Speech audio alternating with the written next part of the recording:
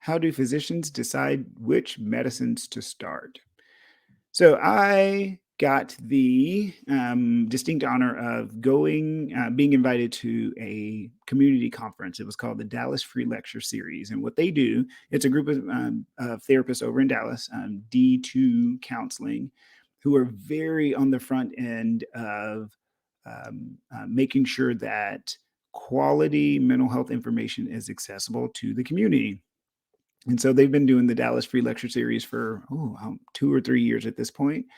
And so they invited me over to give a talk. And so I talked a little bit about, is there a pill for this? Is there, for things that come up, when is it appropriate to use a medication? And then when is it not necessarily appropriate to use a medicine?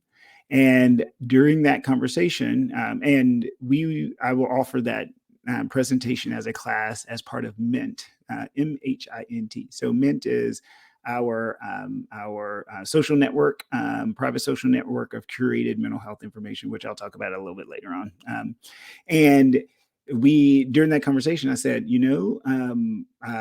different doctors will start different medicines for different reason. And a question came from the audience of, wait a minute, how do doctors decide which medicines to use when?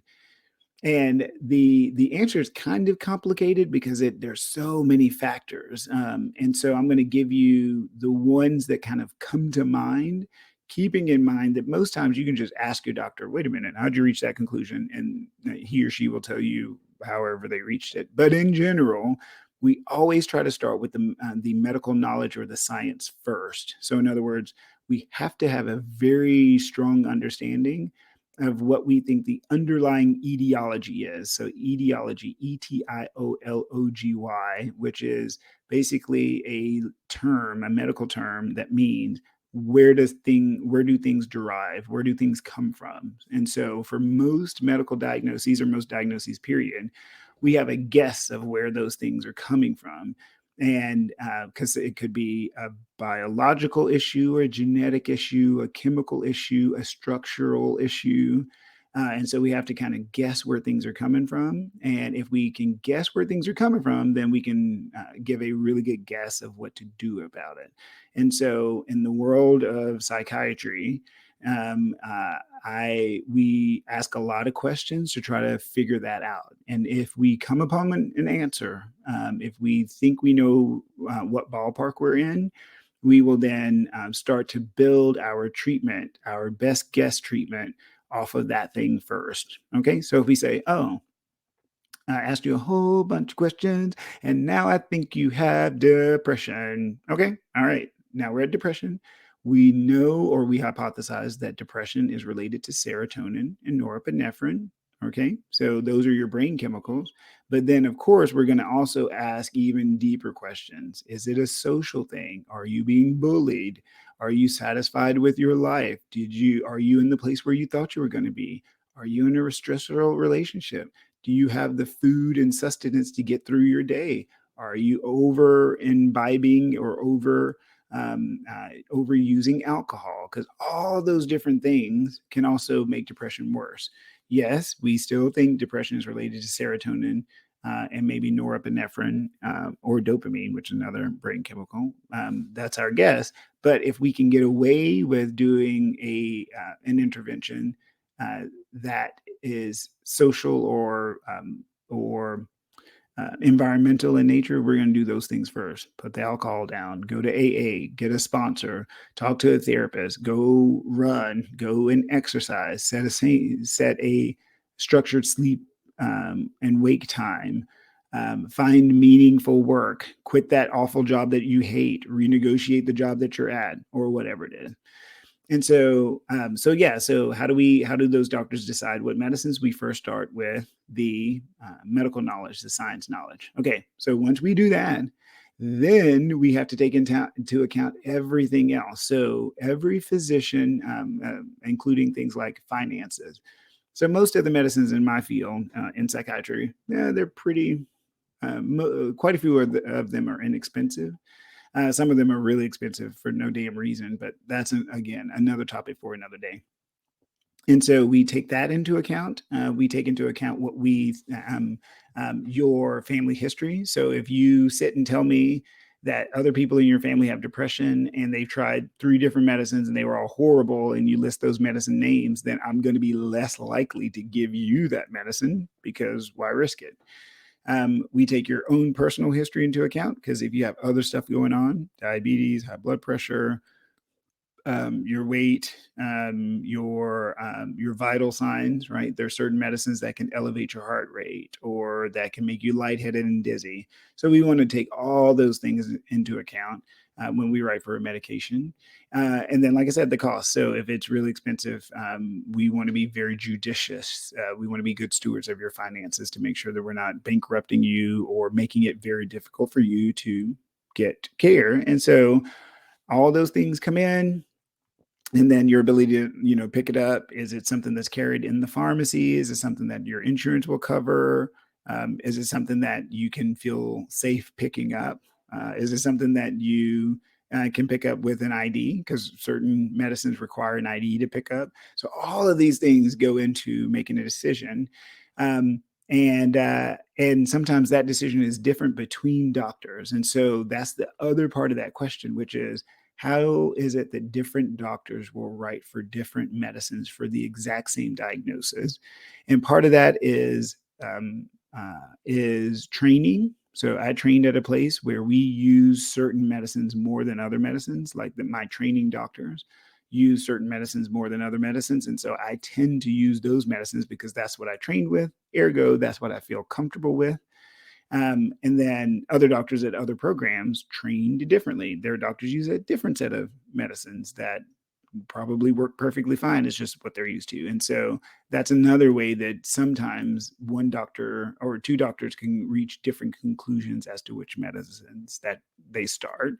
There is data, and I don't like to always talk about this because if you don't put it in context, it sounds horrible. But there is data that shows the influence of pharmaceutical representatives. So if you're in a clinic where you have a lot of pharmaceutical representatives that come and talk about their particular product, y'all, it's kind of like marketing. I mean, when you think of a nice cold cola, most times you're probably thinking about Coke or Pepsi. Why? Because they put it in front of your face all the time. And so they're top of mind, is what they call it in the marketing world, top of mind awareness. And so, yeah, so when pharmaceutical agents come in and they're hawking whatever they're hawking, and you just happen to be working, if they're hawking a blood pressure medicine and you just happen to treat a lot of blood pressure that day, and you're probably going to consider it because, again, it's top of mind. Now, there's a whole other conspiracy. Some of it is actually not conspiracy. Some of it is actually true, but about kickbacks and pay to play schemes and all that. And generally, you shouldn't do that. Most doctors don't do that. They don't make any money off of those prescriptions that they write. But of course, there's bad eggs everywhere, and some folks have messed it up for the rest of us. But generally, doctors don't own the pharmacies; they don't get anything for it. There was a big thing where pharmaceutical companies would pay for like dinners and things like that. But there's actually a database now where you can actually check and see. It's called the Sunshine Database, because it was part of the Sunshine Act. Oh, I'd have to go back and look. Anyway, but if that interests you, you could do that. And so most doctors or quite a few doctors are like opting out of getting into that whole thing because they don't want to have the illusion that they are being tainted by any of those things. And so all of that is to say, lots of different avenues of how a doctor makes their decision on what medicines to use for you. Now, the key is, nowadays, y'all know as much as we know because you have a cell phone, you have a smartphone, you have a computer, and the world's information, every bit of information that I know as a physician is online. Every bit. You can find it somewhere. The key is I'm trained to identify patterns and algorithms. I'm trained to see the in-betweens that aren't there and make the connections in certain ways. And so that's what makes doctors be doctors. But you have every right to go look stuff up, medicines and otherwise, and then ask me about it. Because if I don't know something, well, number one, there's new medicines coming out all the time that I cannot remember or that I don't know. And so I look them up when you mention them to me. And so I always encourage you to do that. If you see a new medicine on TV, if you read some medical trial or some type of publication that says, here's something worth looking at, absolutely read those papers, sift through that information, shoot your clinician an email or some kind of contact so that they can walk you through those things, because we're really good filters. We filter information really well. And if it doesn't make sense to us because of all the science background we have, we will tell you that, that doesn't make sense because that's not how that works or whatever. So the key is that you bring it up, because if you don't bring it up, we won't think about it.